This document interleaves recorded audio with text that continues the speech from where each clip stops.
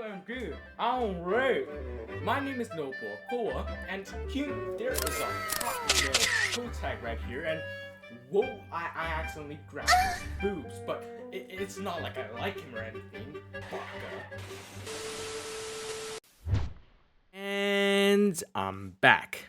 Whoa, anime MCs do live a tough life, I guess. Anyways, tropes in anime are a big part of the experience. Seeing the same old shit over and over again, and finally recognizing them, and soon being able to predict every time there's a trope incoming, that is a sign you're becoming a full-fledged weeb. Overall, tropes have a bad rep. They're all overdone and boring, but why? Why are tropes so bad? Is it the trope itself or something else? And how can you do a trope well? Well, lucky for you, I'm here to answer all of those questions. So buckle up, it's time for a lecture. My name is Dr. NoahBoahCoah, PhD in animeology and weeby bullshittery. If you come to learn something new or enjoy the video, leave me a good rating and rate my professor, meaning leave a like and subscribe. And thank you for watching. So what is a trope? A trope is a recognizable trait or event in a story that occurs in many others. They're almost like cliches, but not quite, which I'll explain in a bit. So what are some examples of anime tropes? Well, the first ones that come to mind are the accidental boob grab, tsundere, gyarus, OP isekai protag who is bland as fuck but builds a harem because the show wants him to. They all suck. But why? Are all tropes inherently bad? No. Tropes are not bad, they are just things that happen. By my earlier definition, even something like romance or the hero's journey are tropes, but they aren't necessarily bad. What is bad, however, are cliches. They're very similar, but with one distinct difference. Tropes are just the thing happens, and cliches are just the thing that happens. Okay, it's hard to explain, so I'll explain it this way. With my very own manifesto. It's something I call the law of but.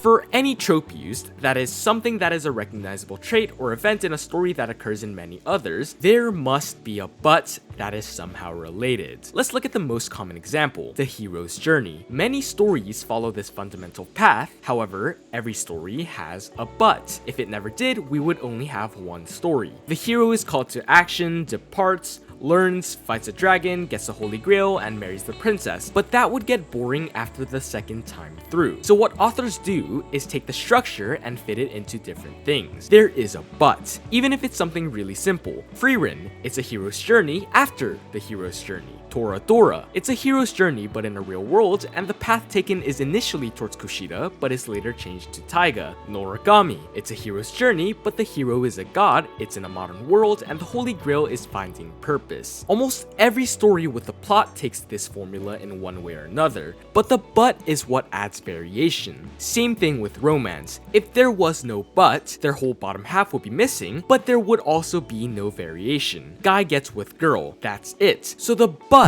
is crucial. Think of a trope like a structure. It's the bare bones of something possibly greater. It's not bad to have a structure that was known to work before, but there needs to be something to change it a bit. If there's a tsundere, there should be a but that but also has some requirements. It must be at least somewhat in relation to the trope itself. It must change the trope and structure itself a little. So you can't say Taiga is a good tsundere because she's a tsundere but she's small. No, being small doesn't have anything to do with the trope. It does have to do with something else, which I'll talk about in a bit, but it's not a but. The structure of the trope is this: a character that is cold and brash at times, but secretly is just bad at expressing themselves and is full of love. Something within that needs to be changed. To describe a character with a trope, the description of only the trope should not be accurate. Kaguya has a lot that is different about her. She does struggle to express herself, but she also wishes to do very good things for Shirogane. She also has some yandere and dere tendencies. It would be a huge disservice to call her a tsundere. There's so much more. Hori from Horimiya has tsundere tendencies, but she's also very motherly. She has masochistic tendencies. She's childish at times. Even the case of someone like Karane from 100 Girlfriends, there are things changed about her. It's paradoxical because she is just a tsundere. So how is she a good one? It's because she has a but. To describe her, you wouldn't just say she is a tsundere. You should, however, say she is just a tsundere, but turn that shit on to the max. She is such a tsundere that it is to a stupid degree, which is why it fits the self-aware nature of that show. So if being small isn't a but,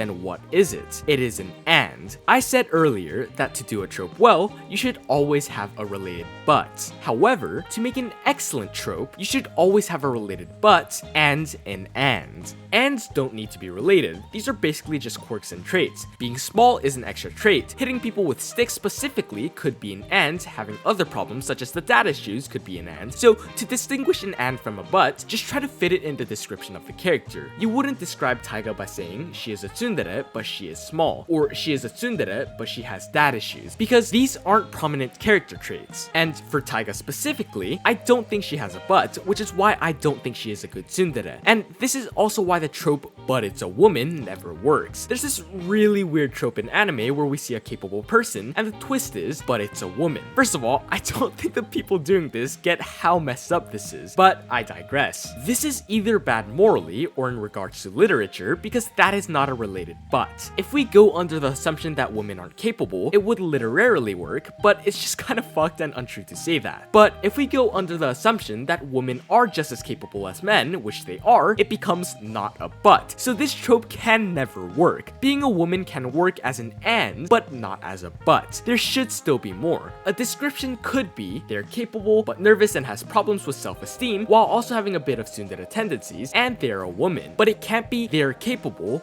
but a woman. So that is what separates a trope from a cliche. A trope becomes a cliche when all it does is use the structure. A trope is the structure itself. A good use of a trope is one that follows the law of but. So let's look at some tropes and cliches to see which are which. The indirect kiss scene at the beginning of Makein is a great use of this trope. The trope is that a character gets nervous over the thought of sharing food with someone and is supposed to be a romantic moment. But what is it like in Makein? Well, Yanagi is getting nervous and horny about sharing a straw with the person, but she just got rejected by him. He doesn't know, so it isn't romantic at all, it's desperate. And she knows it. Nuku knows it. Subsequently, she gets caught and wants to cover it. So it has a but and an and. An excellent use. I think this is actually the single best use of this trope ever. In the same show, a few episodes later, we get the guy gets stuck in a shed with a girl and horny shit happens trope. And what happens? A guy gets stuck in a shed with a girl and horny shit happens. A bad use of the trope this time. Another one is the gyaru trope, specifically Shirakawa Runa. The trope usually goes, they are a gyaru, so they dress and act in a flashy outgoing way and have an image of being a slut, but they actually aren't and are pure and kind. Shirakawa Runa from Our Dating Story is a gyaru. She has an image of being a slut, but she actually kinda was. She has been with a lot of guys, but she is still human. She is still a person, a subversion of the trope. Also, being a gyaru, she has the tendencies of a Genki girl, which is already so filled with positive fun character and bits that have to do with it. That's partly why I love my Genki girls so much. They're almost always filled with so much character already. They're simple, happy, and energetic. The but for them is what the show does with them. It kinda blends the but and the and. What specific joke they use, what little quirks they have, and because they're so simple to do, shows often get them right. For Genki girls, as long as you aren't literally copying exactly what a different one does, it will get it right. That's a big part of why I love most of them. One more thing aside from Genki girls that I constantly praise is self-awareness. I always said that self-awareness makes even the most overused tropes good. The law of buts has to do with it. To accurately subvert the trope and give it a good but and end, you must first know exactly what the structure is. That is a self-awareness aspect. You have to know exactly what a tsundere, accidental boob grab, and demon lord elicits. Only then can you change it in some way. So, in a sense, every good use of tropes is self-aware, which is why it's also pretty hard to do. I honestly struggled a lot writing the script. It kept me thinking, what is a tsundere? How would you write one? What would the but be? It requires a ton of creativity and active thinking, so I'm not surprised that shows rarely get it right. That's how the bell curve works. And while I'm on the topic of creativity, I'll give you a god-tier tip about writing in general. If you want to become a better writer, seriously take the time to study the hero's journey. If you ever write fiction, it would likely take that structure, so you should study it and understand it so you can change it to something different. Every piece of fiction from every genre that has a coherent plot pretty much follows this. Every isekai, every romance, shonen and shoujo in some way follows this. I mentioned earlier that the "but it's a woman" trope can never really work well, and I think there are some tropes that are like that. Some tropes that are just bad in itself. Something about them makes it impossible for them to ever work in anime.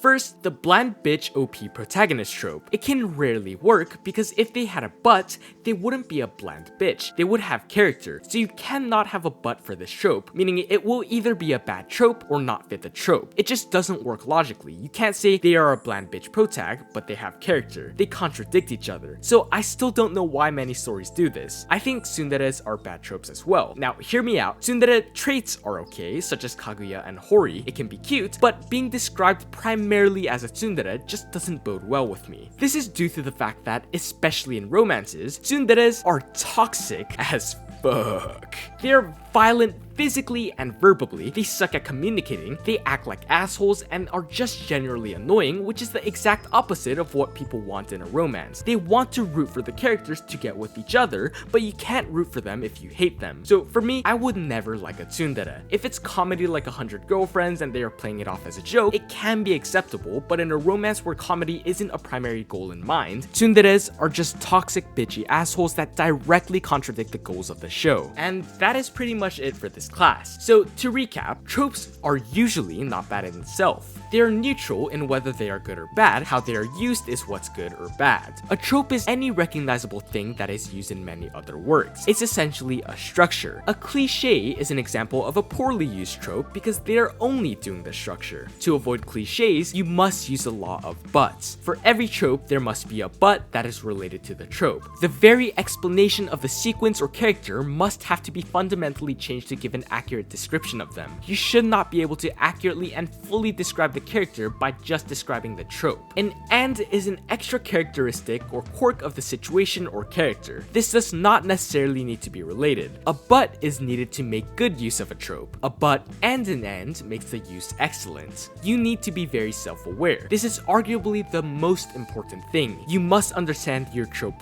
fully. Whatever you are trying to do, a hero's journey, a tsundere, an accidental boob grab, whatever it may be, you must be self-aware in order to appropriately change it. Anyways, there you have it. My name is NoahBoahCoah. If I were an anime trope, I would be the toast in your mouth. And thank you for watching.